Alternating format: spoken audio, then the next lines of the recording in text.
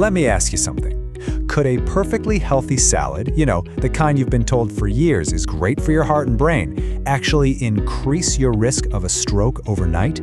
It sounds completely backward, I know, but for some people, the answer is, shockingly, yes. So, picture this. You have a light, healthy dinner, maybe a big salad, some nice vegetables. You go to bed feeling really proud of your choices. But then you wake up and something is just deeply wrong. Your words are slurring, or maybe your arm just feels heavy and weak. And this isn't some made-up story. For a lot of folks, it's a terrifying reality. And that's exactly what we're diving into in this explainer. We're looking at the hidden risks lurking in your salad bowl. We're going to uncover why some of the absolute healthiest vegetables on the planet can act in a completely different way inside your body after age 60. It's not that the food itself is bad, it's that your body, it started playing by a whole new set of rules. Now, let's be super clear about something. The goal here is not to make you afraid of vegetables. It's actually the exact opposite. This is all about giving you the knowledge you need to eat with total freedom and confidence. It's about understanding how your body is changing so you can keep enjoying all the foods you love, but just safely. Okay, so here's our game plan. We'll start with this healthy food paradox. Then, we'll get into 3 huge risk factors: medication mix-ups, your body's new rules, and the surprising dehydration danger. And then we'll wrap it all up with simple, powerful ways you can eat safely after 60. All right, let's kick things off with one of the most common issues for anyone over 60, the medication mix-up. This is where perfectly good, healthy foods can have a really bad reaction with the prescriptions that so many people rely on every single day. Okay, so take broccoli. It is packed with vitamin K, which is awesome for helping your blood to clot when you get a cut.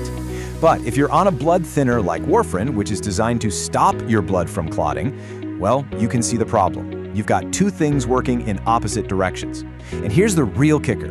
The danger isn't really eating the broccoli, it's the inconsistency. If you eat a ton of it one week and then none the next, you can throw your medication levels into total chaos. And then you've got the flip side with things like garlic and onions.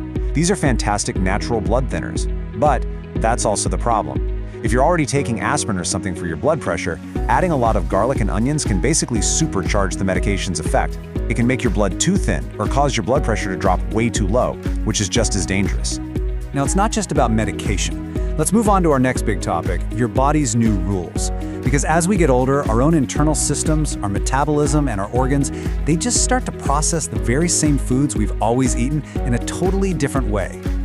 Let's talk about spinach for a second. It's got these natural compounds in it called oxalates. Now, when you're younger, your kidneys are amazing at just flushing this stuff right out. No problem. But as we age, kidney function naturally slows down a bit. And that allows these oxalates to hang around and form tiny, tiny little crystals in your bloodstream. So why is that a big deal? Well, here's a way to think about it. Imagine those microscopic crystals are like fine sand, and that sand is slowly, over time, clogging up the tiny, delicate little pipes, the arteries, that feed blood and oxygen to your brain. You can see how that would cause a major problem down the line, right? And what about raw carrots? A great healthy snack, but if you eat them late at night, a surprising chain reaction can happen. First, their natural sugars hit your system fast, causing a spike.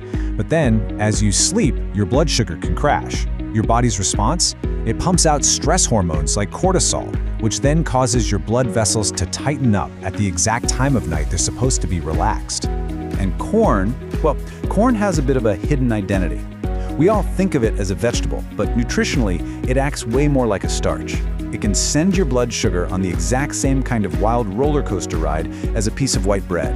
And that constant up and down, that spiking and crashing puts a ton of strain on your blood vessels, especially overnight.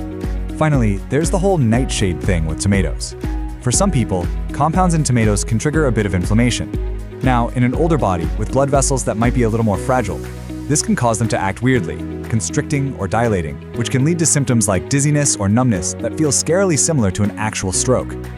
All right, our third risk factor is one that's so easy to miss, but it is so important. It's the dehydration danger. And the ironic part is, it can come from vegetables that are literally full of water. The key word here is diuretic. It's a fancy-sounding word for anything that makes your body get rid of water. And while that's totally fine during the day, if it happens at night, it can lead to mild dehydration while you sleep. For an older adult, this can actually make your blood physically thicker and more sluggish right when your circulation is naturally at its slowest point. So what are we talking about here?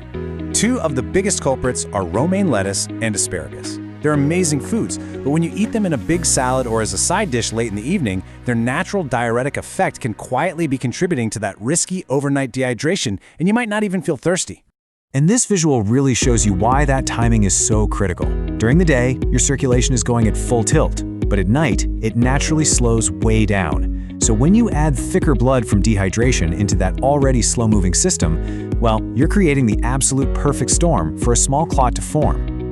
Okay, we've gone through the risks. Now let's get to the most important part, the solutions.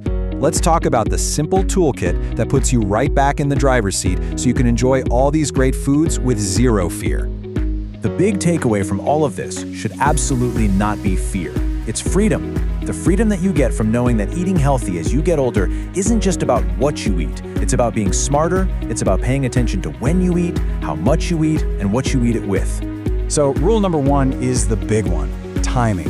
Those diuretic veggies like lettuce or the sugary ones like carrots, just eat them earlier in the day.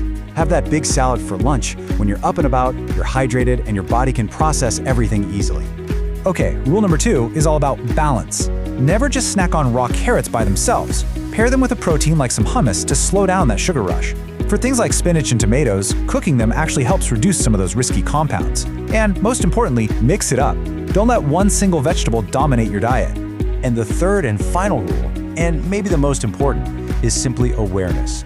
Be aware of your medications and how they might interact with foods like broccoli or garlic. Actually talk to your doctor about your diet. They can help you figure this all out safely. And above all, just listen to your body.